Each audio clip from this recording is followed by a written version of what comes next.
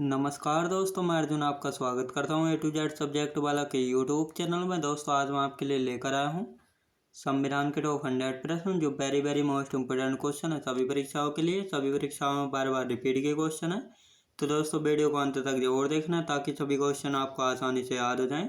साथ ही दोस्तों अगर आप हमारे चैनल पर पहली बार आए हैं तो हमारे चैनल को भी सब्सक्राइब कर लीजिएगा, साथ ही बेल आइकन को प्रेस कर लीजिएगा ताकि हमारे आने वाले वीडियो का नोटिफिकेशन आप तक पहुंचता रहे। चलिए दोस्तों वीडियो को स्टार्ट करते हैं। किस अनुच्छेद में दो प्रकार की विधियों का प्रावधान है? एक सामान्य विधि एवं एक निवारक निरोध विधि है। अनुच्छेद 22 में, याद रखें दोस्तों, अनुच्छेद 22 में। अगला क्वेश्चन देखते हैं।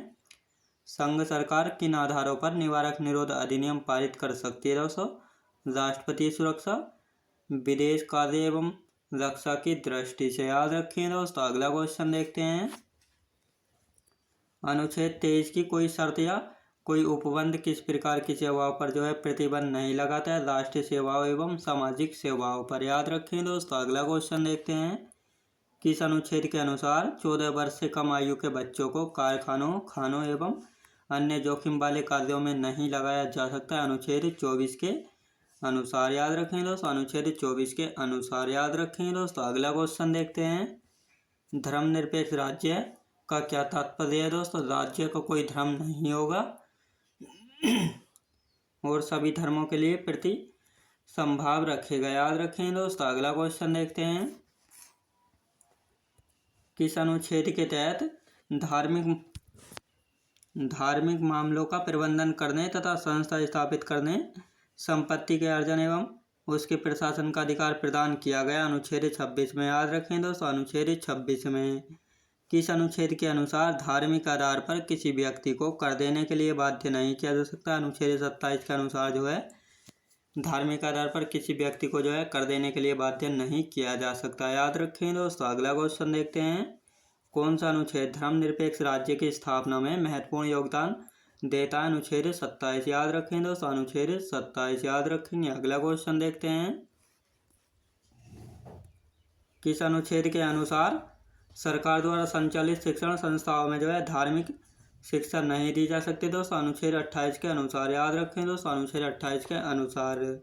अनुच्छेद 28 के तहत किस प्रकार की शिक्षण संस्थाओं में धार्मिक शिक्षा देने पर किसी प्रकार का प्रतिबंध नहीं? दोस्तों राज्यों से प्रशासित किंतु किसी ट्रस्ट द्वारा स्थापित संस्थाओं में, याद रखें दोस्तों। अगला क्वेश्चन देखते हैं।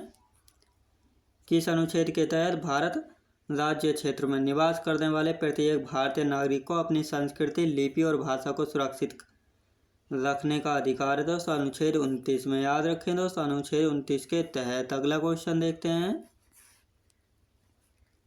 अनुच्छेद 29 के 2 के अनुसार राज्य पोषित शिक्षा संस्थाओं में प्रवेश के संबंध में किस आधार पर विभेद नहीं किया जाएगा? दोस्तों धर्म, जाति, मूलवंश और भाषा अथवा इनमें से किसी भी आधार पर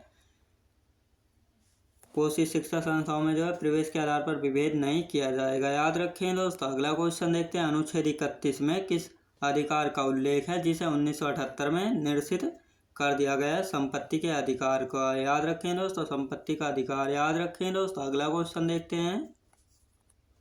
44वें संविधान संशोधन द्वारा संपत्ति के अधिकार को मौलिक अधिकारों की सूची से हटाकर अब किस प्रकार का अधिकार बनाया गया है? कानूनी अधिकार बनाया गया है, याद रखें दोस्तों। कानूनी अधिकार बनाया गया है। अगला क्वेश्चन देखते हैं।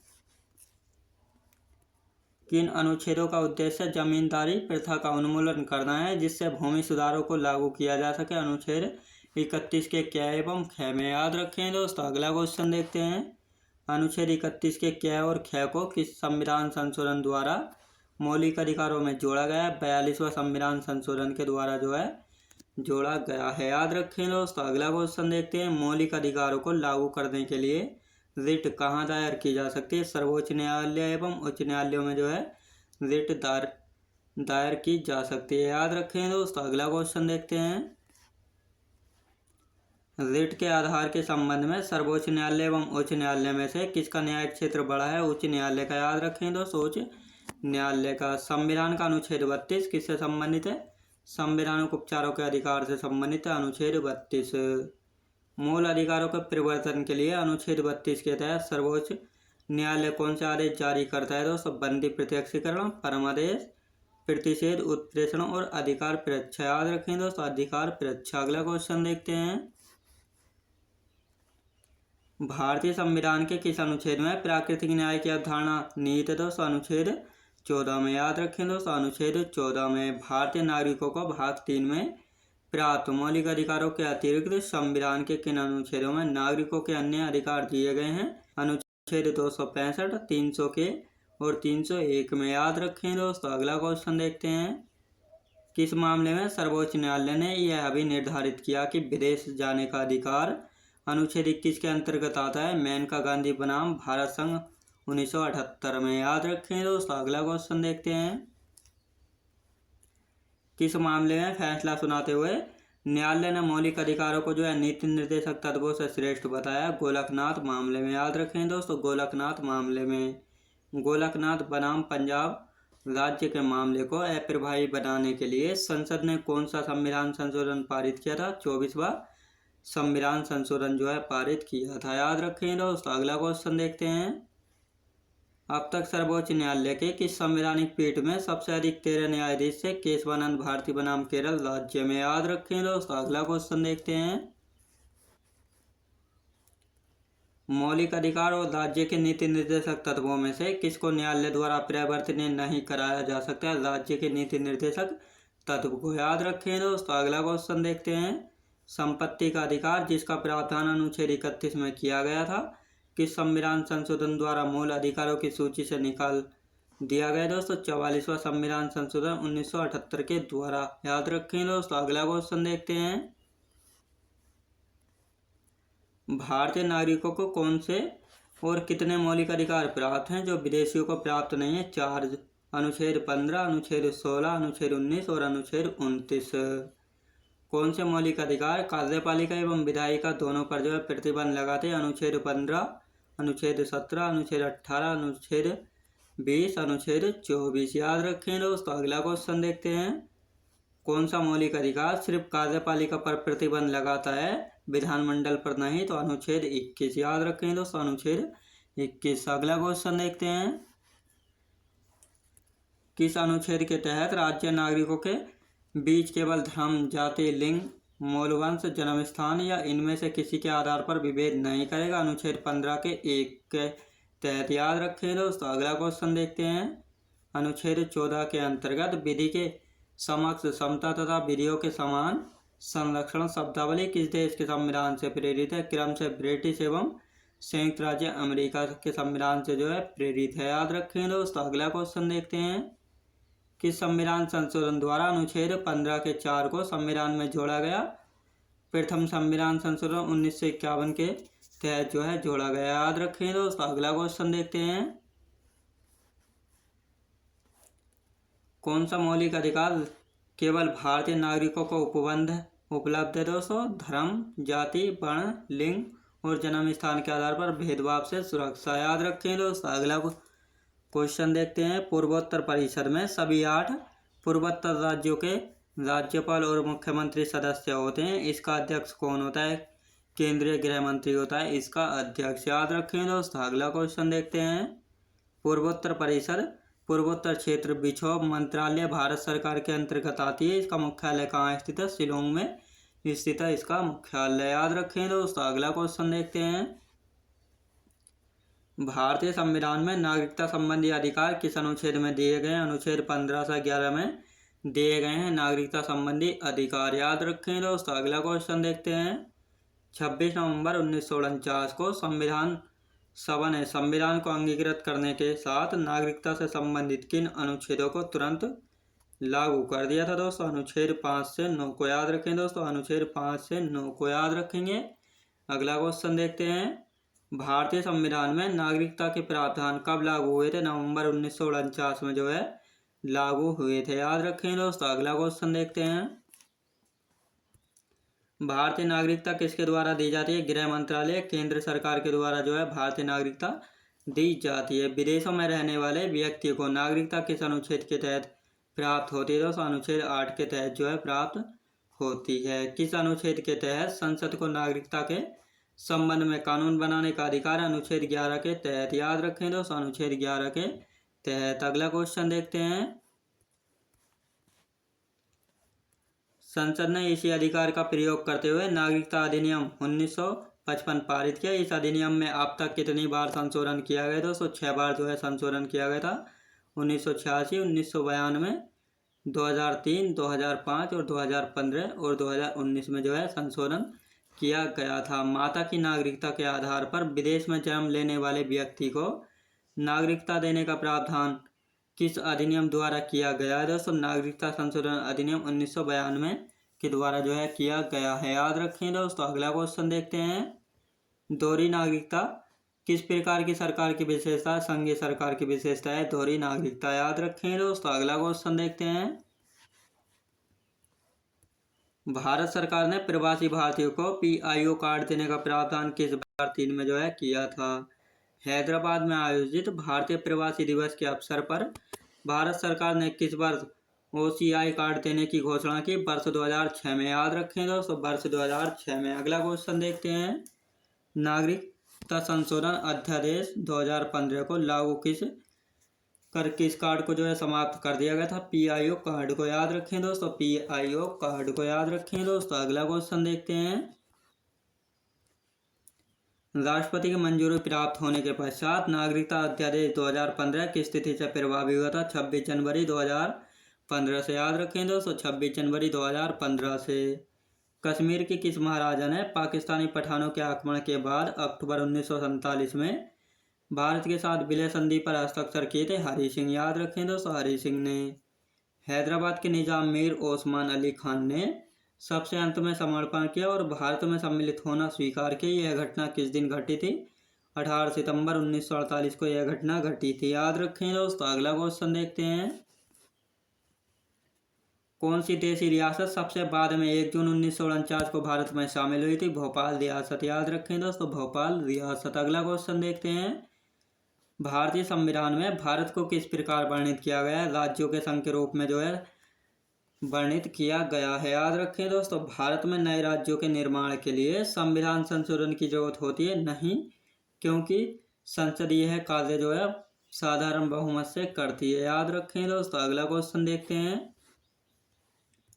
संविधान के अनुच्छेद 1 के अनुसार भारत राज्यों का संघ होगा। राज्यों तथा केंद्र शासित प्रदेशों के नाम और उनके क्षेत्रों का उल्लेख कहाँ किया गया? संविधान की प्रथम अनुसूची में जो है किया गया। याद रखें दोस्तों, संविधान की प्रथम अनुसूची में। भारत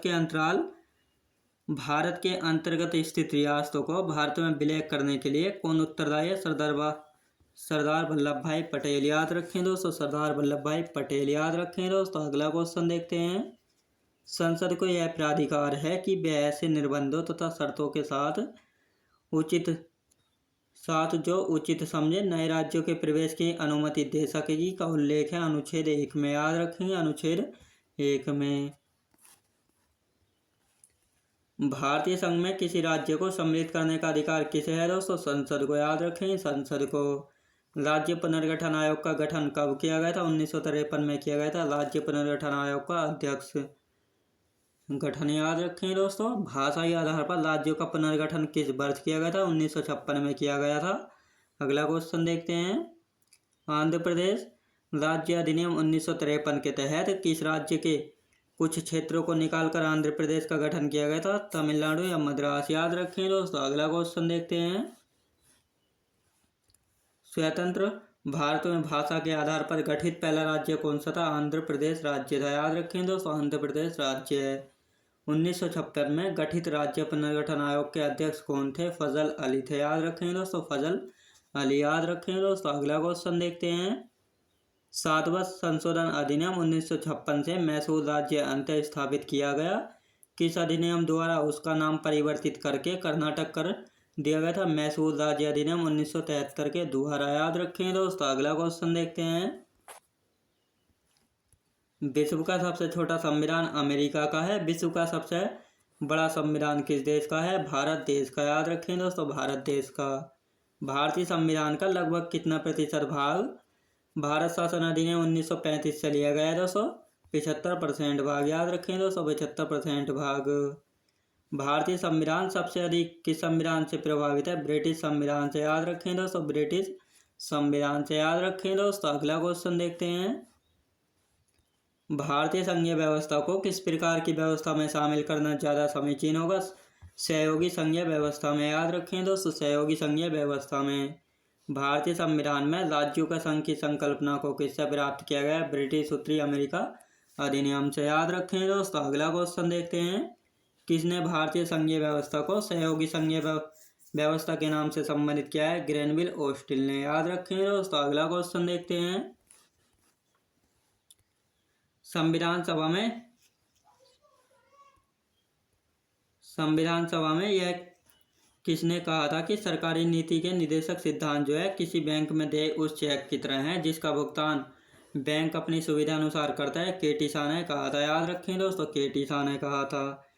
किसके अनुसार जो संविधान सभा निर्माण में किया गया है दोस्तों, वह शरीर से संगात्मक है किंतु आत्मा से एकात्मक है? पीटी चाको ने। याद रखें दोस्तों। किसके अनुसार जो संविधान सभा ने निर्माण किया है वह शरीर से संगात्मक है किंतु आत्मा से एकात्मक है? पीटी चाको ने जो है यह कहा था। याद रखें दोस्तों। अगला क्वेश्चन देखते हैं। किस रियासत की जनता ने नवाब से विद्रोह कर भारत में विलय की घोषणा कर दी तो नवाब पाकिस्तान भाग गया था? जूनागढ़ रियासत। याद रखें दोस्तों, जूनागढ़ रियासत। अगला क्वेश्चन देखते हैं। भारतीय संविधान संघीय प्रणाली कहाँ से ली गई है? ब्रिटेन से ली गई। भारतीय संविधान संघीय प्रणाली। भारतीय संविधान में मौलिक कर्तव्य कहाँ से लिए गए हैं? पूर्व सोवियत संघ से लिए गए हैं भारतीय संविधान में मौलिक कर्तव्य। याद रखें दोस्तों। अगला क्वेश्चन देखते हैं। 22 जुलाई 1947 को तिरंगा को राष्ट्रीय ध्वज के रूप में कब अपनाया गया? राष्ट्रगीत और राष्ट्रगान को कब अपनाया गया था? 24 जनवरी 1950 को। याद रखें दोस्तों। अगला क्वेश्चन देखते हैं। मई 1949 में किस विश्व संगठन में भारत की सदस्यता का अनुमोदन किया गया? राष्ट्रमंडल में। याद रखें दोस्तों, राष्ट्रमंडल में। अगला क्वेश्चन देखते हैं। ब्रिटिश भारत के अंतिम वायसराय और स्वतंत्र भारत के प्रथम गवर्नर जनरल कौन थे? लॉर्ड माउंटबेटन थे। याद रखेंगे दोस्तों, लॉर्ड माउंटबेटन। एकमात्र भारतीय और स्वतंत्र भारत के अंतिम गवर्नर जनरल कौन थे? चक्रवर्ती राजगोपालाचारी थे। याद रखें दोस्तों, चक्रवर्ती राजगोपालाचारी। अगला क्वेश्चन देखते हैं। प्रांतों का प्रतिनिधित्व मुख्यतः 3 समुदाय की जनसंख्या के आधार पर विभाजित किया गया था। ये समुदाय कौन से हैं? मुस्लिम, सिख एवं साधारण। याद रखें दोस्तों। अगला क्वेश्चन देखते हैं।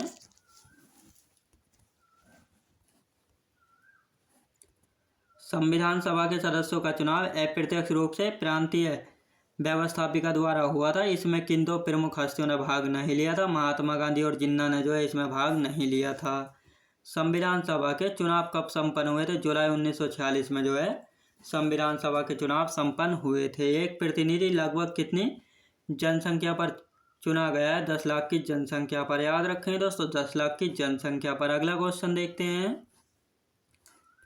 प्रारंभ में मुस्लिम लीग ने संविधान सभा का बहिष्कार किया परंतु बाद में वह इसमें कब सम्मिलित हुआ था? अक्टूबर 1946 में। याद रखें दोस्तों, अक्टूबर 1946 में।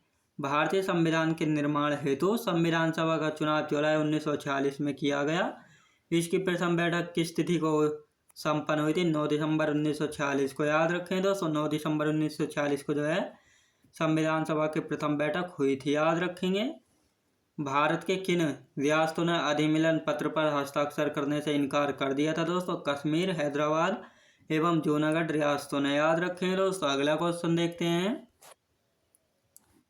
संविधान सभा की प्रथम बैठक की अध्यक्षता किसने की थी? डॉक्टर सच्चिदानंद सिन्हा ने की थी संविधान सभा की प्रथम बैठक की अध्यक्षता। 11 दिसंबर 1946 में किसे संविधान सभा का स्थायी अध्यक्ष बनाया गया था? डॉक्टर राजेंद्र प्रसाद को जो है स्थायी अध्यक्ष बनाया गया था। 11 दिसंबर 1946 को ही संविधान सभा द्वारा उपाध्यक्ष एवं संवैधानिक सलाहकार पद पर किसको चुना गया था? क्रम से एच.सी. मुखर्जी एवं सर बी.एन. राव को। याद रखें दोस्तों। अगला क्वेश्चन देखते हैं। बी.एन. राव एवं कृष्णा स्वामी अय्यर जवाहरलाल नेहरू के सलाहकार थे। बी.पी. मेनन एवं के.एम. मुंशी किसके सलाहकार थे? सरदार पटेल के सलाहकार थे। संविधान सभा की कार्यवाही 13 दिसंबर 1946 को किसके द्वारा पेश किए गए उद्देश्य प्रस्ताव के साथ प्रारंभ हुई? जवाहरलाल नेहरू। याद रखें दोस्तों, जवाहरलाल नेहरू। अगला क्वेश्चन देखते हैं।